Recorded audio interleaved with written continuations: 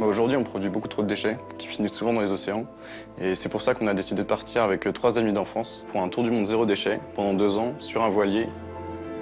L'idée de ce projet, c'est de montrer qu'il existe des solutions pour arriver au zéro déchet et repenser notre manière de consommer.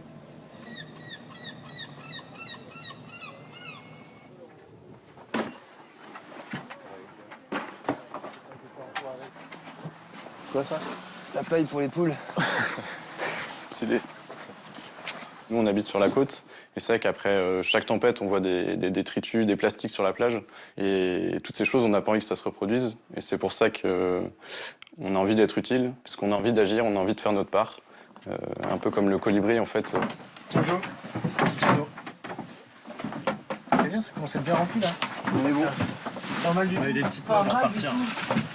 Mettre ça dans le bocal. Il va y avoir de la place là-dedans. Donc notre voilier, en fait, à la base, était assez classique, mais c'est vrai qu'on l'a réaménagé complètement pour être zéro déchet. Donc, par exemple, sur l'alimentation, on a travaillé sur des conteneurs hermétiques pour pouvoir accueillir de la nourriture en vrac. On a également des bocaux en verre qui vont nous permettre de faire des conserves. On va avoir du séchage, du salage, donc beaucoup de différentes solutions qui ont été adaptées du coup au bateau pour être zéro déchet.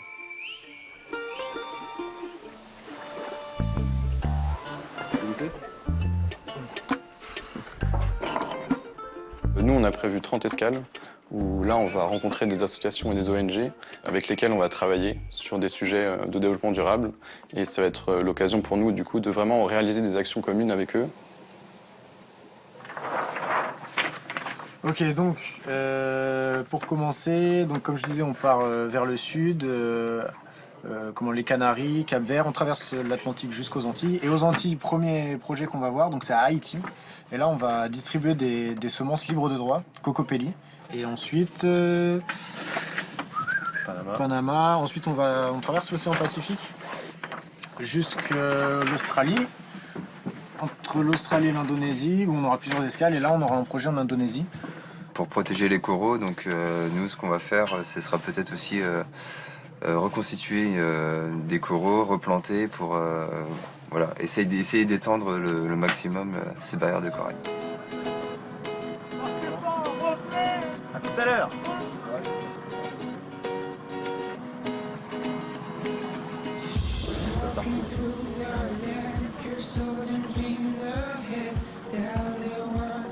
C'était le bon moment de faire ce projet dans le sens où là on a tous fini nos études. Et parce qu'on est jeune, parce qu'on n'a pas de CDI, parce qu'on n'a pas d'enfants. Pour moi, c'était un rêve et c'est joindre l'utile à l'agréable, en fait, et voilà, faire quelque chose pour la société. Donc ça aussi, c'était important pour moi. Ok, ça arrive. On n'a pas fait de grandes traversées ou de navigation. Ça me fait pas peur parce qu'on a déjà rencontré plusieurs équipages qui sont partis comme ça sans avoir de grosses notions de voile. On va apprendre sur le voyage, sur le trajet en fait. C'est notre première sortie du port avec Ecolibri. Tous les quatre. Tous les 4. Même si c'est juste un demi-mille, c'est déjà génial. Puis il fait beau en plus, donc c'est top. C'est vraiment top.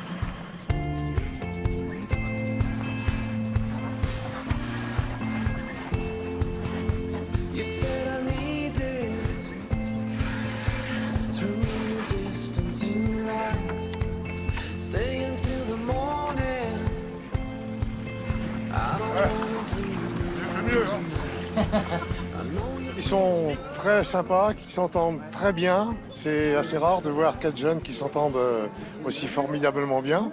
Et puis je pense que naviguer pendant 2 ans sans déchets, c'est une sacrée belle leçon pour tout le monde, quoi.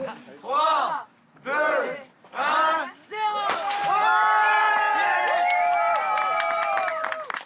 C'est vrai que pour ce projet, j'ai quelques appréhensions. Enfin, j'ai jamais quitté ma famille pendant 2 ans comme ça, net, sans revenir.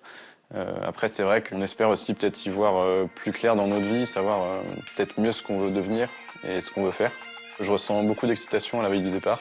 C'est vrai que ça fait 1 an et demi qu'on prépare ce projet, donc tout arrive à sa fin. Et c'est vrai qu'il y a encore quelques petites choses à préparer sur le bateau, mais on a vraiment envie de partir. Et on n'attend que la fenêtre météo pour larguer les amarres.